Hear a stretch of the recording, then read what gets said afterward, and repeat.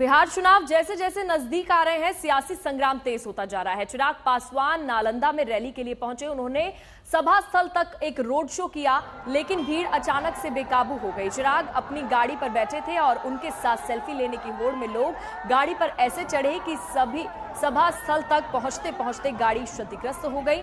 अंत में बेकाबू समर्थकों को शांत किया गया। जनसभा में चिराग ने कहा कि वो बिहार से नहीं बल्कि बिहार के लिए चुनाव लड़ना चाहते हैं। तो वहीं तेजस्वी यादव ने दावा किया है कि अगर वो सत्ता में आए तो 20 महीनों में बिहार का कायाकल्प कर देंगे। मैं चुनाव लड़ूंगा, पर मैं बिहार से चुनाव नहीं लड़ूंगा। मैं बिहार के लिए चुनाव लड़ूंगा, बिहारियों के लिए चुनाव लड़ूंगा। और चिराग पासवान 243 सीटों पे हर जगह चिराग पासवान बनकर बिहार फर्स्ट, बिहारी फर्स्ट की सोच को मजबूत करने के लिए चुनाव लड़ने का काम करेगा। आपने इनको 20 साल से आपको केवल 20 महीना दे दीजिए, बस केवल 20 महीना।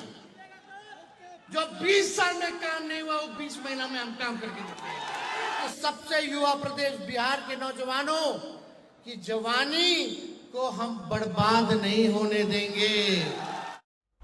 तो बिहार में विधानसभा चुनाव से पहले वोटर लिस्ट की समीक्षा को लेकर सियासी घमासान जारी है। बिहार में सत्ता बदली है, लेकिन मुद्दे वही रहते हैं, यानी कि रोजगार, आरक्षण और अब नागरिकता एनआरसी का, जिन पर इस बार फिर से बोतल से बाहर निकला है।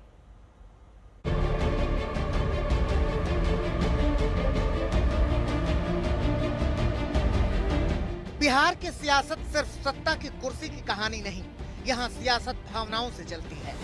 जात, जमीर और जमीन से उठती है। इसी को भांपते हुए असदुद्दीन ओवैसी ने बिहार में होने वाले विधानसभा चुनाव से पहले एनआरसी का कार्ड चल दिया है। एआईएमआईएम के अध्यक्ष असदुद्दीन ओवैसी ने निशाना साधते हुए सोशल मीडिया पर लिखा कि निर्वाचन आयोग बिहार में गुप्त तरीके से एनआरसी लागू कर रहा है। वोटर लिस्ट में नाम दर्ज करवाने के लिए अब हर नागरिक को दस्तावेजों के जरिए साबित करना होगा कि वो कब और कहां पैदा हुए थे, और साथ ही ये भी कि उनके माता पिता कब और कहां पैदा हुए थे।